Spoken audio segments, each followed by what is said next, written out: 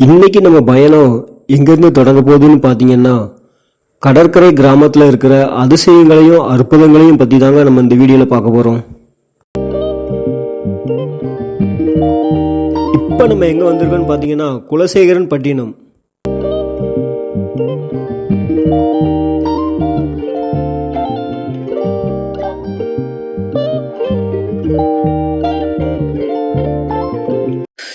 இதுதாங்க உலக பிரசித்தி பெற்ற ஸ்ரீ முத்தாரம்மன் கோவில். இங்கதாங்க ஒவ்வொரு வருஷமும் தசராப்பும் பாத்தீங்கன்னா பக்தர்கள் வந்து வேஷமிட்டு அவங்களுக்குள்ள வேண்டுதல் வந்து நிறைவேற்றிட்டு இருக்காங்க. என்னால முடிஞ்ச அளவு சாமியை முன்னாடி போய் காமிக்கிறேன், நீங்க கொஞ்சம் தரிசனம் செஞ்சுக்கோங்க. உள்ள வந்து கேமரா அளவு கிடையாது.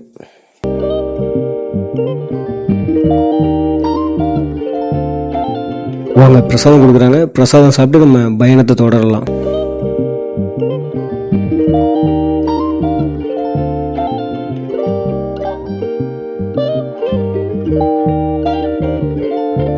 அடுத்து நம்ம பயணம் மணப்பாடு அப்படிங்கிற கடற்கரை கிராமத்துல இருக்கிற ஹோலி கிராஸ் சர்ச்சி.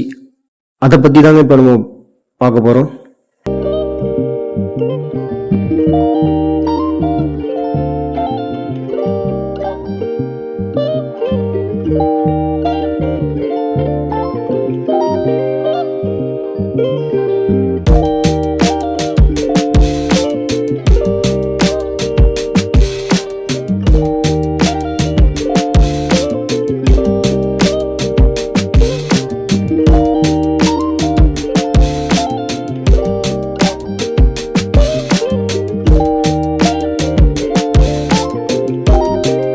இப்ப நம்ம எங்க வந்திருக்கோம் அப்படின்னு பாத்தீங்கன்னா, திருச்செந்தூர் பக்கத்துல இருக்கிற மணப்பாடுன்ற ஒரு கடற்கரை கிராமத்துக்கு தான் இப்ப வந்திருக்கோம்.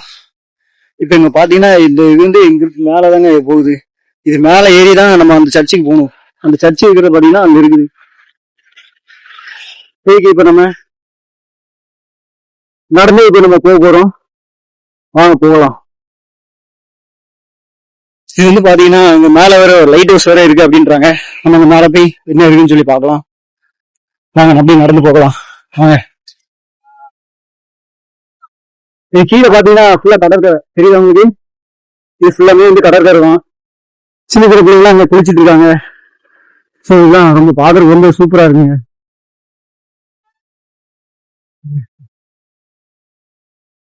பாருங்க ரொம்ப சூப்பரா போயிட்டு இருக்குங்க இடம். அது தெரியல, அதாங்க சர்ச்சு, உள்ள சர்ச்சு. அந்த சர்ச்சில் என்னென்ன ஹிஸ்டரி அப்படின்றத அங்க போய் பார்க்கலாம். அப்படியே மேலே ஏறுங்க ரொம்ப தூரம். பாருங்க வியூ பாருங்க. இங்கே ரொம்ப அருமையான இடங்க. இந்த பிள்ளைங்களாம் கூட்டு வந்து நம்ம டைம் ஸ்பெண்ட் பண்ணா இந்த இடம் வந்து ரொம்ப சூப்பரா இருக்கும்.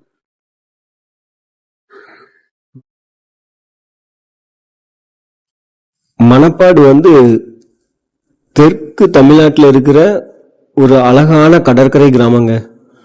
அதுல இந்த சர்ச்சுக்கு பேர் தாங்க புனித சிலுவை தேவாலயம். இந்த தேவாலயத்துக்கு ஒரு சிறப்பு அம்சம் இருக்கு, அது என்னன்னு உங்களுக்கு அப்புறமா சொல்றேன்.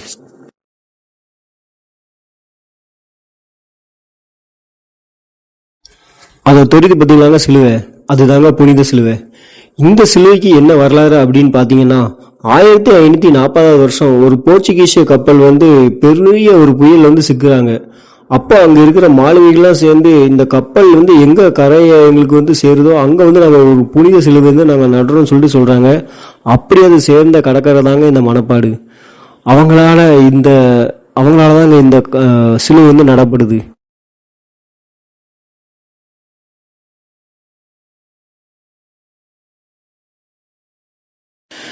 இதுதாங்க புனித சிலுவை தேவாலயம். இதுதாங்க 16ஆம் நூற்றாண்டு, அதாவது 16th செஞ்சுரியில கட்டப்பட்ட ஒரு தேவாலயம் அப்படின்னு சொல்லி நம்பப்படுது. இது வந்து பாத்தீங்கன்னா ரோம்ல இருக்கிற சிலுவையில இருந்து ஒரு பாகத்தை எடுத்து கொண்டு வந்துதாங்க இந்த சர்ச் வந்து கட்டப்பட்டதா சொல்றாங்க. இப்போ வாங்க சர்ச்சுக்கு சைடையும் பின்னாடியும் நம்ம போய் உங்களுக்கு காட்டுறேன். பாத்தீங்கன்னா ஒரு அழகான சிலை வச்சிருக்காங்க, தூதுவர்.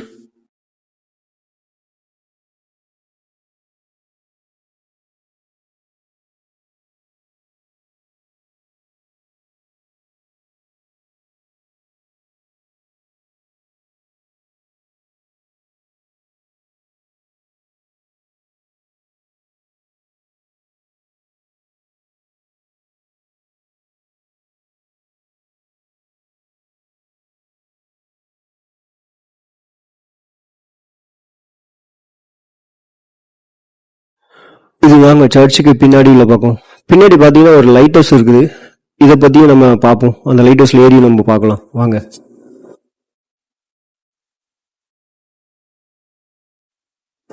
வாங்க நம்ம அந்த லைட் ஹவுஸ் உள்ள போய் பார்க்கலாம். ரெசிப்ட் நம்ம எடுத்தாச்சு. ஒரு ஆளுக்கு வந்து 10 ரூபாய் கட்டணும் அப்படின்ற மாதிரி சொல்றாங்க. நம்ம டிக்கெட் எடுத்தாச்சு. உள்ள போய் நம்ம பார்த்துட்டு எப்படி இருக்குன்னு நீங்களே பாருங்க.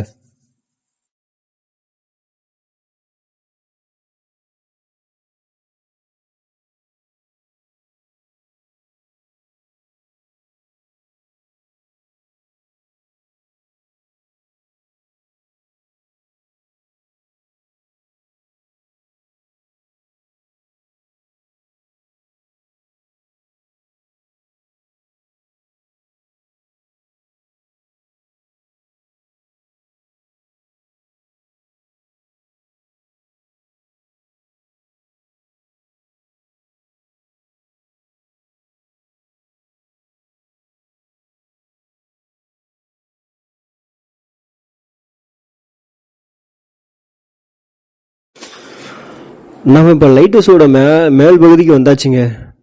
இப்போ பார்த்தீங்கன்னா நமக்கு ஒரு அழகான கடலோட அந்த ஒரு வியூ நமக்கு தெரியும்.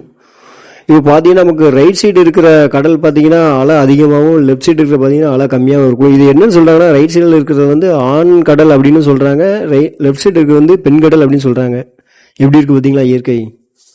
அது பக்கத்தில் நம்ம போய் பார்க்கலாம்.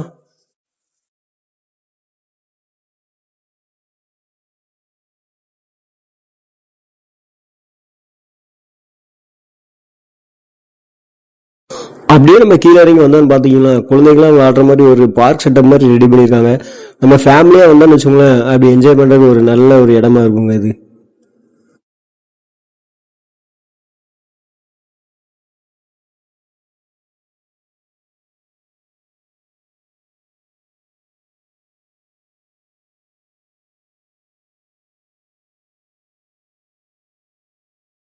இதுதாங்க புனித சபரியார் வந்து ஒரு 2 வருஷம் வந்து வாழ்ந்ததா சொல்றாங்க. அவர் வந்து வாழ்ந்த இடம் வந்து பின்னாடி தான் இருக்கு. பின்னாடி ஒரு நீரூற்று வேற இருக்கு அப்படின்றாங்க. அதையும் நம்ம போய் பார்ப்போம். புனித தீர்த்தம் அப்படின்னு சொல்றாங்க. அதையும் நம்ம போய் பார்ப்போம்.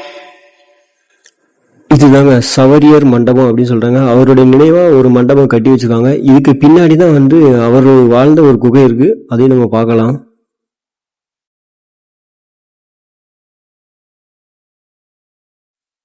அப்படியே அந்த மண்டபத்துக்கு பின்னாடி அப்படியே இறங்கி வந்தீங்கன்னா சவரியர் வாழ்ந்த குகையோட மேற்பகுதி இருக்குங்க. கீழே தான் அவர் வாழ்ந்த குகை இருக்கு. மேற்பகுதி வந்து இவங்க வந்து கட்டியிருக்காங்க. அது மேல இருந்து பார்த்தாலும் அந்த தீர்த்தம் வந்து தெரியுது. இப்ப நம்ம அதை தான் போய் பார்க்க போறோம். தெரியுது பாத்தீங்களா? அதுதான் நீர் தொட்டி. வாங்க பக்கத்துல போய் நம்ம பார்ப்போம்.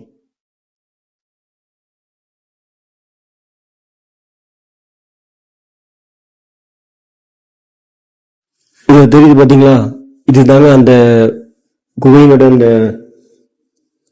ஹோலி வாட்டர், அதாவது புனித தீர்த்தத்தோட மேற்பகுதி. இதோட கீழ்ப்பகுதி நான் காட்டுறேன். இப்ப பாத்தீங்கன்னா மேல் பகுதி பாத்தீங்கன்னாலும் அந்த இது வந்து தெரியுது. இது வந்து இவங்களா கட்டியிருக்காங்க. அப்படி இதுக்கு பின்னாடி போய் இறங்கி கீழே படி இறங்கி போகணும். போனீங்கன்னா நம்ம அந்த குகையை வந்து போய் பார்க்கலாம். நம்ம இப்ப அதுக்கும் போய் பார்க்கலாங்க வாங்க.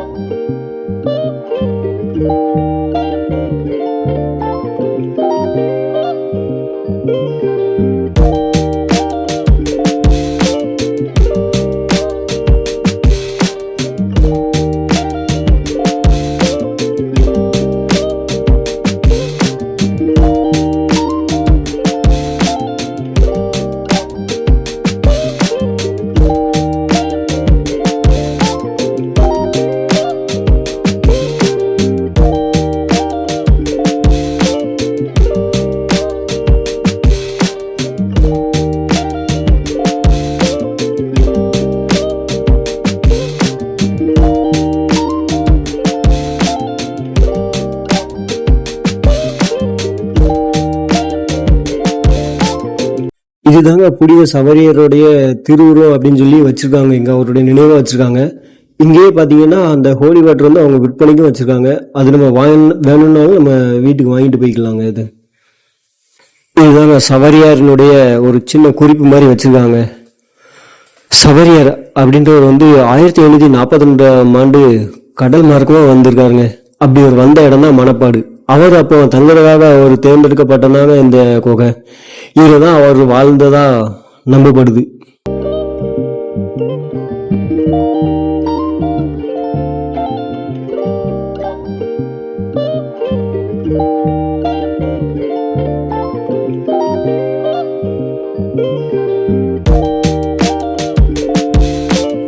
இதுதாங்க சபரியர் வாழ்ந்த ஒரு குகை. இந்த குகையை முடிச்சுட்டு அப்படி கீழே வந்தீங்கன்னா அந்த நான் அப்ப சொன்ன ஆண்கடல் பெண்கடல் அது இருக்குதுங்க. அதை போய் இப்போ பார்க்கலாம் வாங்க. ஒரு சின்ன ஒரு வாக் போயிட்டு வரலாம்.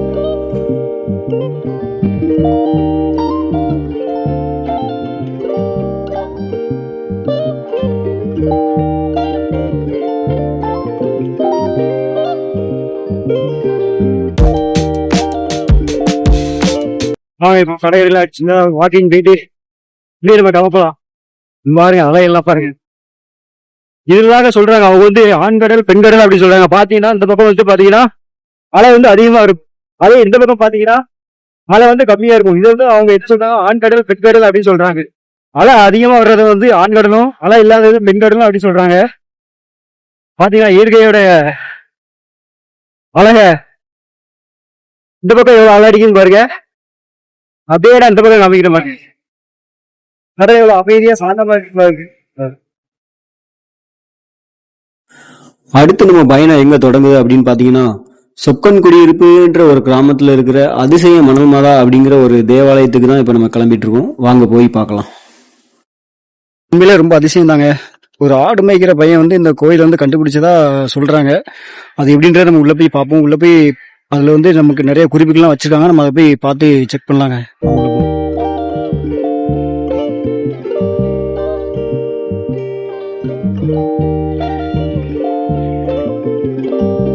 இதுதாங்க கேட்டோட நுழைவாயில். உள்ள போலாம். இந்த கோயில் வந்து கீழே தான் இருக்குது. இதுக்கு பெரிய ஹிஸ்டரி இருக்கு. நான் என்னன்றதை சொல்றேன் உங்களுக்கு. இதுதாங்க கோயில். இந்த கோயில் பாருங்க. அப்படியே இருந்து கீழே போறோம் பாருங்க. மேல இருந்து கீழே இறங்கி வந்திருக்கோம். அப்படியே மேல இருந்து இப்படி கீழே இறங்கி வந்திருக்கோம் பாருங்க.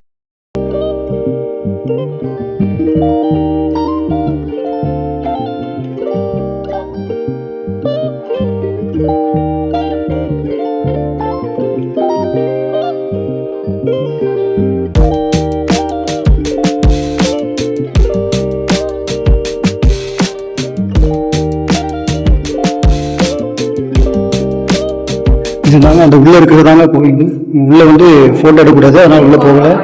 இப்ப இந்த கோயில வந்து தான் மண்ணுக்குள்ள பதிஞ்சிருந்துச்சான். அந்த கோயில தான் வந்து தோண்டி எடுத்திருக்காங்க. இதோட ஹிஸ்டரிலாம் நான் உங்களுக்கு அப்புறமா சொல்றேன். இதுக்கு தோண்டி எடுக்கப்பட்ட அந்த மேல சிலுவை வந்து மேல இருக்கு. அதை இப்ப நம்ம போய் பார்க்கலாம். இப்ப நம்ம அந்த கோயிலோட மேற்பகுதிக்கு நடந்து போயிட்டு இருக்கோங்க. இந்த மேற்பகுதியில தான் அந்த தோண்டி எடுக்கப்பட்ட சிலுவையை வந்து வச்சிருக்காங்க அப்படின்னு சொல்றாங்க. அந்த சிலுவை இப்ப போய் பார்க்கலாம் வாங்க.